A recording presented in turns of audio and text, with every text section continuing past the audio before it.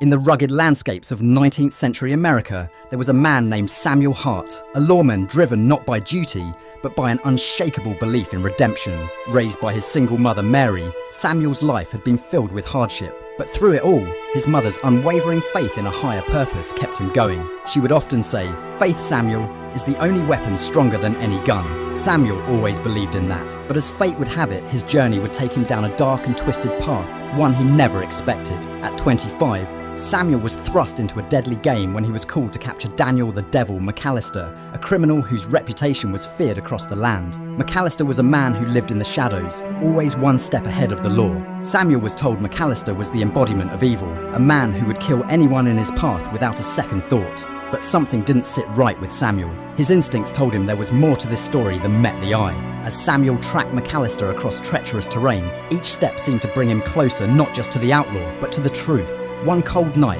while hiding in the woods, Samuel overheard a conversation between McCallister and a mysterious figure. To his shock, McCallister wasn't just a cold-blooded killer, he was a man who had once been saved by a powerful faith. A faith much like Samuel's own. The twist: McCallister was on a mission of his own, to find redemption, to undo the bloodshed of his past. The more Samuel uncovered, the deeper the mystery became.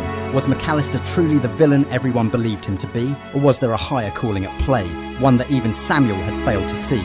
In the final confrontation, Samuel faced McCallister in the dark, mist-covered mountains. McCallister, bloody and weary, dropped his weapons and looked Samuel in the eye. "You don't know what it's like to run, Samuel," he said, voice shaking. "Every day I pray for a way out, but I know I can never escape my past." The tension was palpable. With his finger on the trigger, Samuel stood there, heart racing. Could he pull the trigger on a man who, despite all the darkness, still had faith? For a split second, time stood still, the suspense hung in the air. And then, Samuel lowered his gun.